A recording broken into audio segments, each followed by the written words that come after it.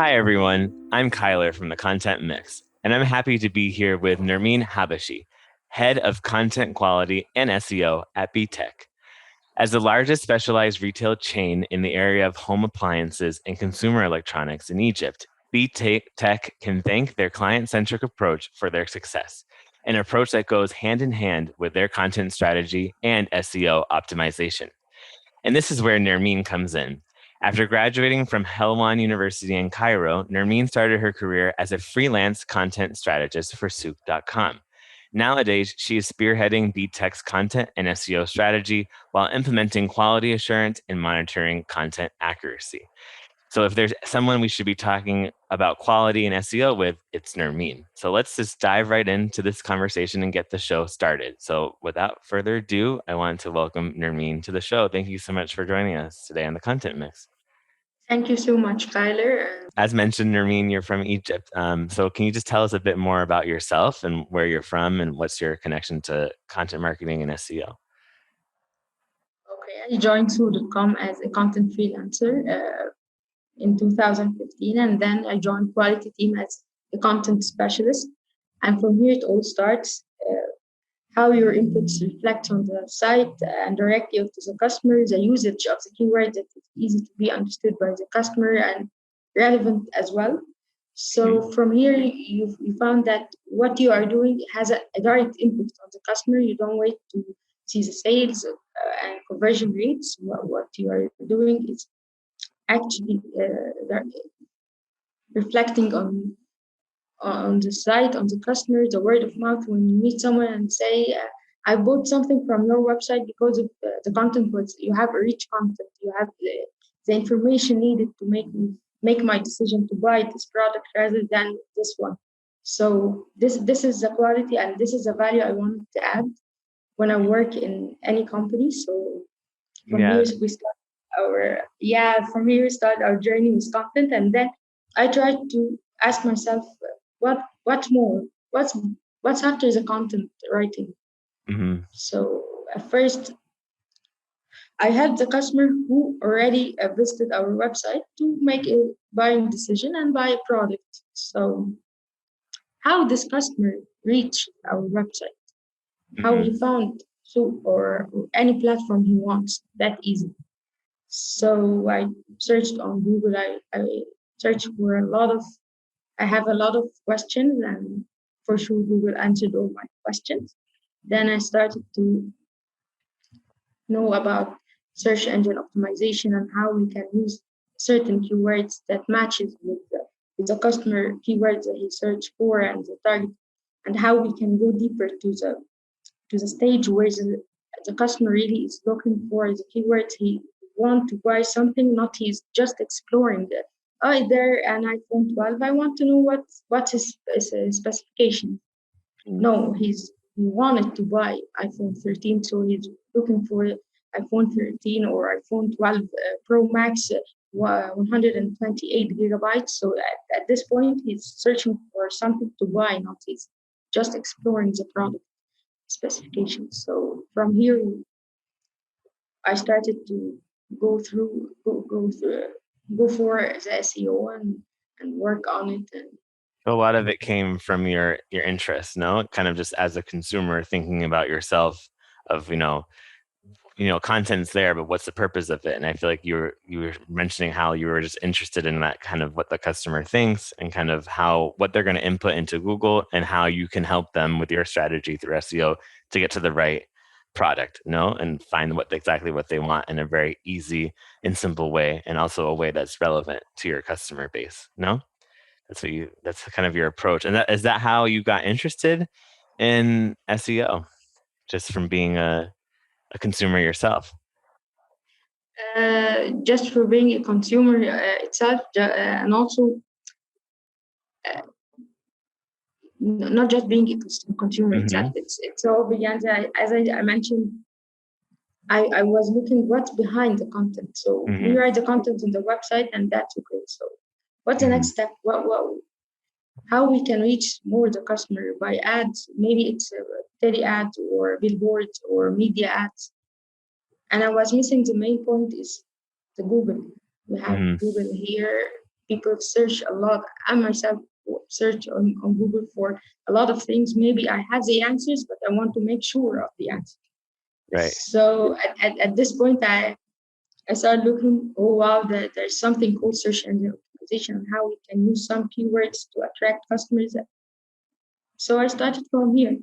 Yeah, it was And something that also I like the interests you. way that Google changed the algorithm every now and then we Mm-hmm. have to work hard and brainstorm how we are going to cope with the new algorithm and keep our ranking stable and our traffic and impressions. So it's kind of a game more than it's kind of routine work. You have some of the content writing. After a while, it became a routine. Yeah. So so SEO is much more interesting. Yeah, and And I think a also, lot of people don't understand what SEO is, no? And they don't. I think we take for granted as some people that use Google, for example. I feel like everyone around the world uses Google to search for things. We don't realize the work that goes behind it and how, those pages come up as top hits. So that's kind of what you're doing. It's spearheading that. By yeah, we using take the it right for granted. keywords, and a lot of people just don't think about what goes behind the work. So now, speaking of that, I'm just curious to know a bit more about what's your typical day at work. So we mentioned before that you're working at B.TECH, which is, if you could explain to us a bit more about B.TECH, that'd be great too. And kind of what are your responsibilities on a daily basis? So at B.TECH, I'm mainly responsible for the quality team and SEO team. First, the quality team is a team who is making sure that all the products meet our company standards and also meet our customers' needs. So we have to make sure that the website is up and running, all the pages are working and has the correct data, uh, making a uh, Diverse making a very team. diverse diversity in the catalogs we have in order to match all the segments we target. This is for the quality and for the SEO team. We have a daily monitoring for the keywords, where the ranking is now, how the impression is going, CTR and clicks, by the way. So we keep monitoring all our work, how we can add some keywords that have a better ranking than the others. We have some trending products, so we have to make a page for the customers to search for it.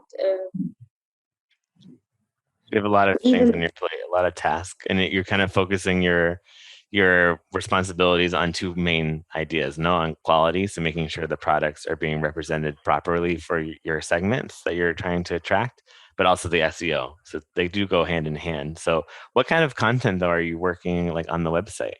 Just curious to know. What kind of um, content do you produce for B.TECH's page? we do the kind of the product content. So describing the different products And and yeah, the product content, and also sometimes we optimize blog content. okay. So you do have a blog that you work on as Yeah, well. we have a blog page. It's categorized by some of the products are so some are kind of promotional articles. Others Mm-hmm. are educational articles for the customer, Mm-hmm. and others are buying guide. We are making a buying guide why the customer should purchase a washing machine 7 kilograms instead of 8. Mm-hmm. So what's the difference between the LED and QLED? Right. So by this we are trying to help the customer as much as possible in his own decisions and making sure that he chose the right Product product. for them. Mm-hmm.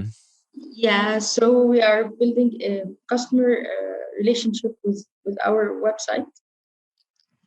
Yeah. So it's really important that you I'm produce a trying to blog. have I'm Mm-hmm. trying to make our website is the go-to place when I have a question regarding a product. Why should I buy a coffee machine, Black and Decker, for example, instead of an espresso? So at this Yeah. point, okay, I will search it on B.TECH instead of any other website because we are trying to not be biased to certain products. Mm-hmm. So we just list down the differences, the benefits of each one, so he can easily make his own decision.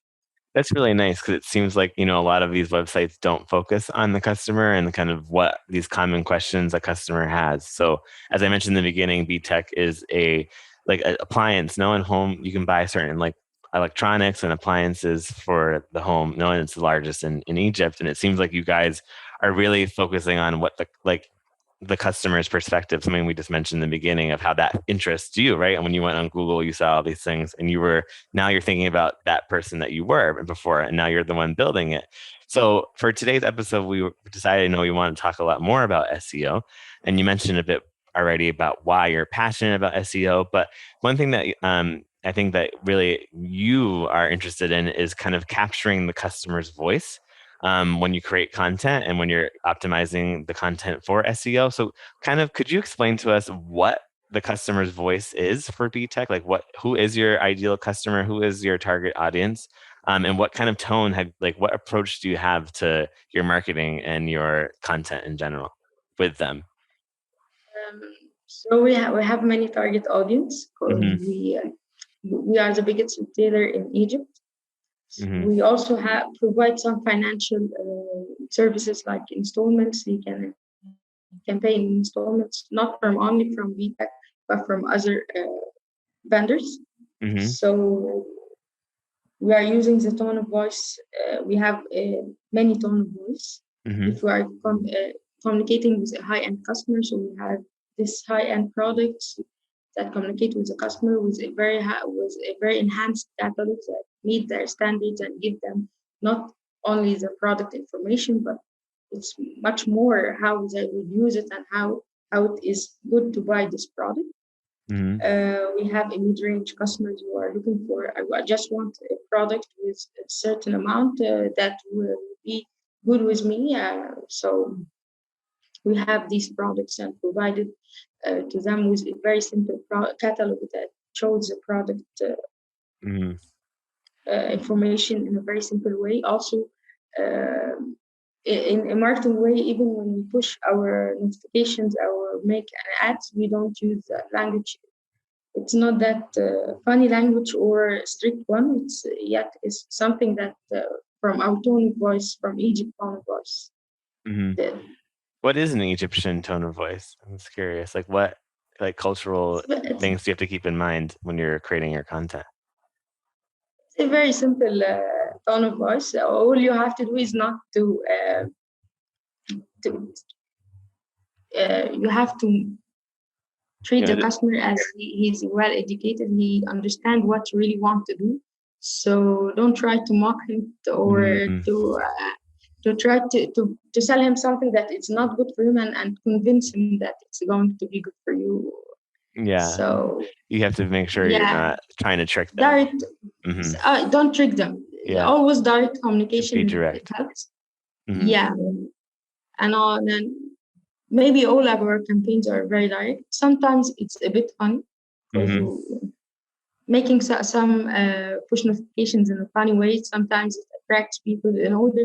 It makes them curious. I want to see what I want to open this product to know why they send this kind of Me. notification. Hmm. So this is the tone of voice. Yeah, it seems like it's really interesting because we have so many different target audiences, and it seems like you currently are breaking them, down by like the price range of what people are looking for. So you might take a different approach with someone trying to buy really expensive things because they might have a different mindset or approach to what they're buying versus someone that's in mid-range. And also something you brought up is, as I probably mentioned a couple of times on the show for people that are listening, I actually studied linguistics. So like as my academic career. So I'm very fascinated by it. And I learned a lot about pragmatics and kind of how Arabic is a very direct language. And this kind of leads me to the next question because I was really curious because I was like, SEO, I know a lot about it in English and other, European languages because that's what I do for work is we're a multilingual content agency focusing on Europe. So I know a lot about that, but I was just curious about Arabic because with Arabic, as people that don't know, there's many different varieties of Arabic spoken, and we need to go from one country. So like Egypt and Lebanon, for example, are totally different. And a lot of times communications are done in classical Arabic and versus, the regional varieties. So does this impact SEO at all, or how you approach SEO in Arabic? I was just curious to know more about that. Uh, if your company is targeting more than one country in the Middle East, you Mhm. have to. It's a kind hard because you have to know all the terms that all the countries uses in order to attract the customer and also to rank in Google. But if you are focusing on one country, it would be much easier. Also, the competition will be very low because we are Mhm. localizing the words in Arabic. So, how many websites that are targeting Arabic audience or Egyptian people, and how many of them are optimizing their website? So, the competition is very low. But when it Mhm. comes to English, the competition is very high. Mhm. The same word has a lot of bids on it. So, it's much better than also you have to know the customer behavior you are dealing with and which keyword he uses to search for this product. That's super interesting. So I'm assuming at B.TECH, you're just focusing on the Egyptian market. So you're just writing everything in Yeah, Arabic, right now B.TECH is Egyptian focusing Arabic. on. And then, so if you ever wanted to expand, for example, especially in like the Middle East or Arabic speaking world, you'd really have to worry about localization, no? Like in localizing your content for each market, which is a lot of work. There's a lot of different, varieties spoken. Yeah, actually, I was working with another vendor as a freelancer in a different industry. Hmm. So he has three websites, one in Gulf, one in Egypt, and the third one is in Morocco. Hmm. So it's three different languages, and I have to know very well how the Gulf pronounce the products in Arabic in their own way. What are their slang languages they use it to, and this slang language is a Really this slang particular to language that they use area. it Hmm. for and this slang language they use it for searching on Google. Also, the Hmm. Moroccan one is very hard Yeah, to I've get. heard. Yeah, yeah, they speak very very fast, and Hmm. also all the words. It's like it's combined but in a very good way, but I couldn't understand very well. But I have to on but Yeah. I have to I have to learn all their terms and how to search for certain products in a certain way, and make a lot of research and a lot of analysis and which word that just is the search volume for this word is high here or not. Hmm. Maybe I thought that they search for gold like in Arabic for gold Yeah. in a certain way, but they use a different way, Yeah, it's so different. hard. And I think a lot So of I have people, they don't realize, how much actually has to go into this. It's not like, you're just doing it one language, one market. It's if you're working in across different markets, even in the same language, you're going to have a lot of roadblocks and so it's yeah, it's all Arabic, but it's not the same not keywords the same and at not all. terms we use. So we have to make sure that we all get all the terms and all the keywords in order to make a great impact and get a higher ranking. And Yeah. also, even if we're going to make a backlinks, you have to go to know their all the magazines I have, all the websites I have, news websites. So you make a lot of effort when it comes to if you are working on a multilingual website. Yeah. So are there any resources that you'd recommend to learn more about SEO? Well, I recommend Linda, Udacity, SEMrush, and Nell Patel. Nell Hmm. Patel provides some articles that would help anyone who's looking for SEO and trying to optimize his content. There are a lot of articles that would help. Also, SEMrush has the fundamental course for SEO for free and has much more related to marketing courses they provide on their platform, not only SEO. So That's those fantastic. are one. Yeah, There's a lot of online resources that are free that you can use, right? For different, not just for yeah, SEO, but just to get a more marketing info as well. Yeah, so they're right. very multifaceted in that sense. And, That's and great. also YouTube has a lot of videos that can take step by step by the end user who is looking for SEO courses. Yeah, and I feel like a lot of people are curious, right? Because SEO is such a topic of conversation, and a lot of people are interested by it, and they just don't know where to start. So it seems like you have great resources that our listeners can use to kind of just get their feet wet and learn more about SEO. Now, I'm curious to like know more a bit about why quality, something that, I think a lot of people don't value enough, right? When it comes to content in general, sometimes you can see pieces of content online and the quality is quite bad. And it seems like the quality is something that's very important to you and to your role at B.TECH. So it's kind of wondering what's the most challenging aspect of ensuring quality across different channels, and why does quality play such an important role for you and also at B.TECH? Price plays a very important role at B.TECH as it impacts the customer and the return rate directly. First, the customer satisfaction. It's one of the customer right to receive the exact product he added to the cart and Hmm. he wished to have it. Secondly, the business lowering the returns will automatically decreases the compensation for the wrong product sold. So Hmm. at first, we have to pay our budget for compensating the customers for Hmm. wrong products as delivered. And then we started to, by decreasing this number of returns, the compensation now it's a very Lower now. So low. it shows, right, that like the quality of the content itself and the accuracy is so important, because if you're misleading your customers, then they're not going to buy the wrong thing, and then it could lead to like kind of like a ripple effect, of one little incident, one bad piece of content could lead to the company spending more money on returns and compensating the people. So your role is very important because you're kind of building trust, amongst the target audience and your And one clients. word of mouth because of one incident Hmm. can ruin You can ruin can ruin everything. Hmm. our marketing campaigns. You Yeah, see and people your reputation as well. post on your post and say, I have once I have ordered a PC Lenovo, I received Asus, for example. So Hmm. this may ruin one of your campaigns. So we have to make sure that the customer receives the product he ordered. Yeah, exactly. And I think that's really important, especially in this kind of industry. So it's 100%. You want to make sure your catalog is correct and the content's accurate, and that your client doesn't feel misled.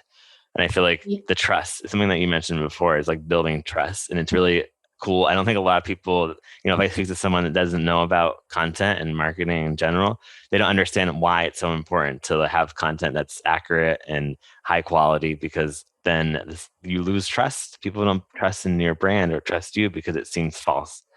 And I think that's kind of something that you've mentioned, and it seemed really interesting.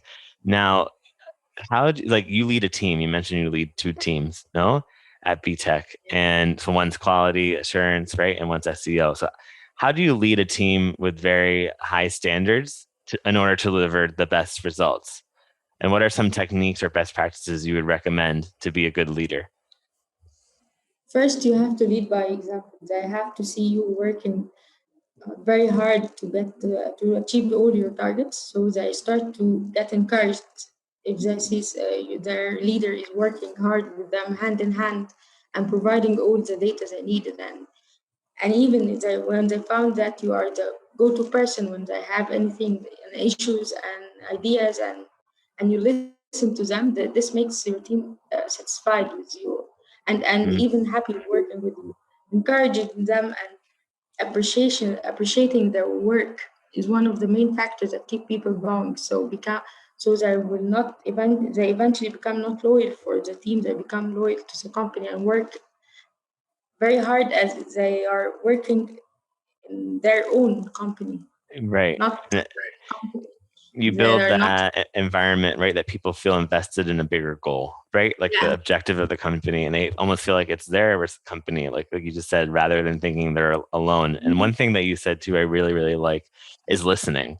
I think yeah, obviously people on your team might suggest something or give feedback you don't agree, and instead of shutting them off, at least you listen. Like, and I think that's what you're referring to, is yeah, that it's so important to listen and to encourage. And maybe they're not right and you don't agree, but like you got to make sure they have a space to feel comfortable, right, to express their ideas, share their feedback. And if they, because if that way, maybe one day they will have really good, feedback or input. And then, but if you keep shutting them down, then they don't feel comfortable and they might not never share it, or they might leave, or they're not invested in what the company is doing. So I think those are really important factors, to being a leader. exactly, exactly. So we're at the part of the interview.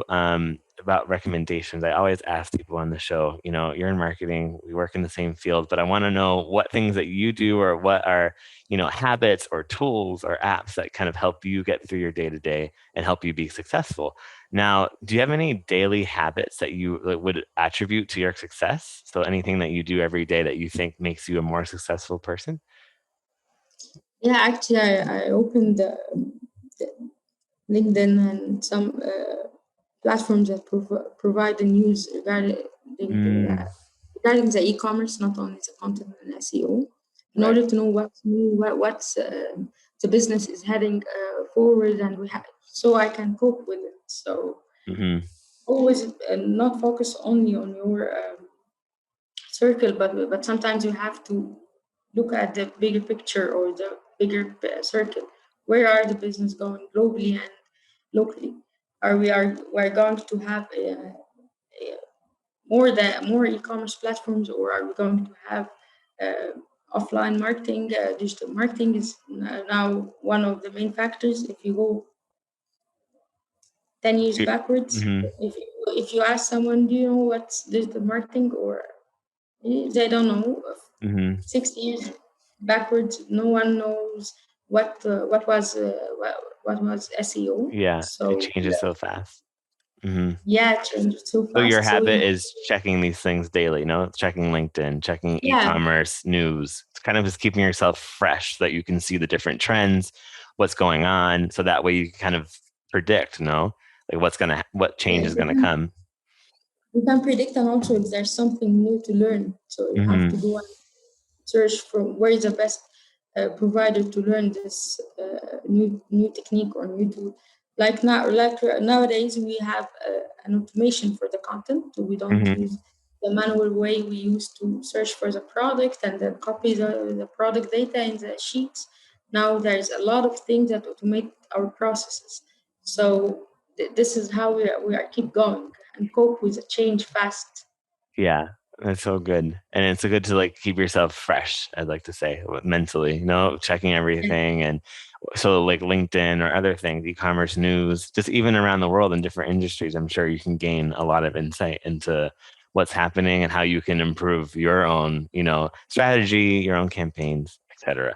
Now, I always ask people this too, like, do you have a professional role model or source of inspiration? And a lot of times people are like, I don't have a role model, or and it can be like your friend could be your role model, but I'm just curious to know, like, do you have anyone that you look up to or anyone that you want to like kind of emulate, their life and their career? Actually, I don't have one. I have more than one. Everyone That's has, totally fine. yeah. Every successful icon inspires me in a way or another. Uh,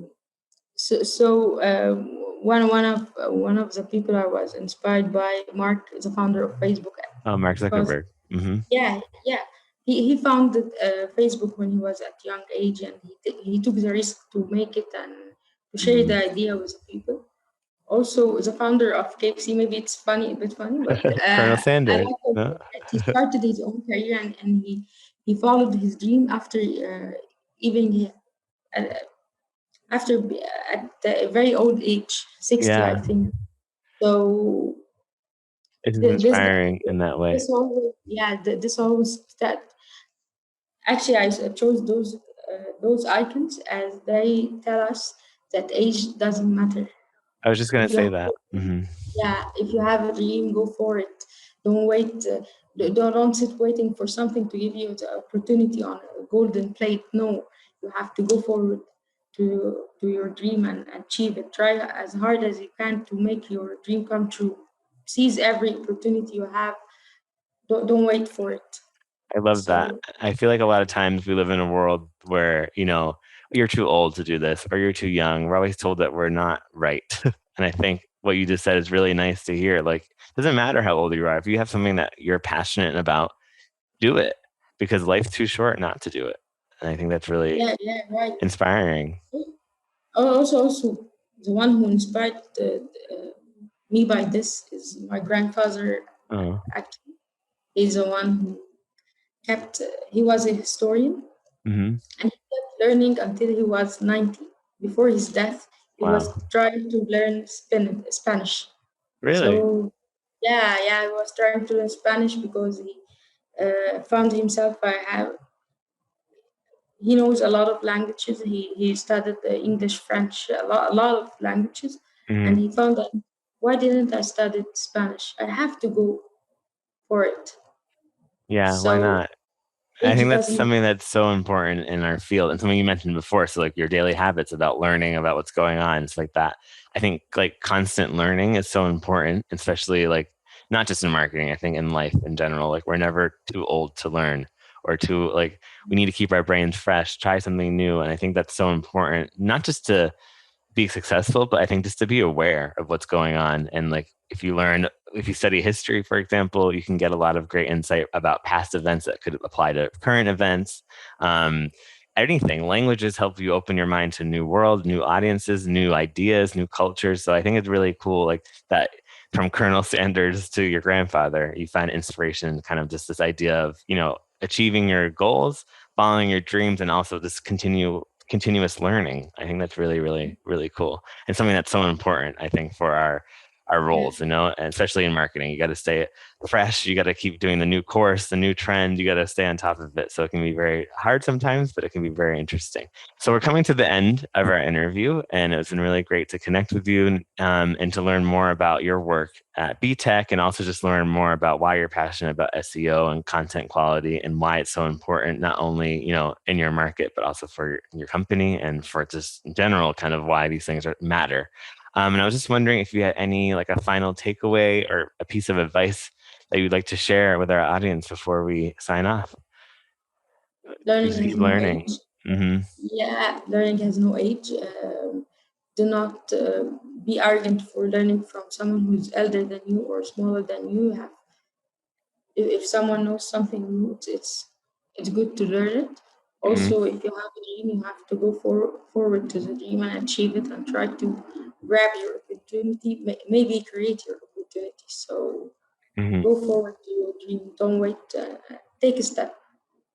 I love that. The idea of you don't have to wait for your opportunity, you have to make your opportunity. It's not sometimes you want to do something and you're waiting for an opportunity to come, but it never comes unless you actually are the one doing it. You make the opportunity for yourself. And those I think are very important words to live by. Um, Now, is there a way to get in touch with you if anyone wanted to reach out, maybe to learn more about SEO or to learn more about the work you do? Are you active on LinkedIn or anywhere else that you're active as well?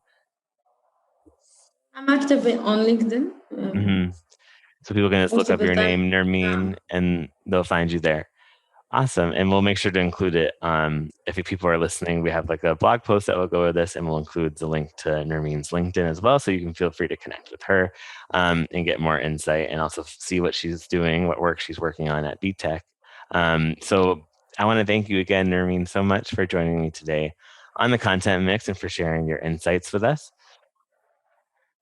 And Thank you very much, Kylie. yeah, no, it's a Yeah, thank you pleasure. very much. I'm very glad I'm here with you. I'm very glad for this. Yeah, no, it's great to have you. And I also want to thank everyone for tuning in. As always, for more perspectives on the content marketing industry in Europe and now also in the Middle East, check out faircontent.com/mix and keep tuning to the podcast for more interviews with content experts. We'll see you next time. Thanks again, Nermeen. Thank you again.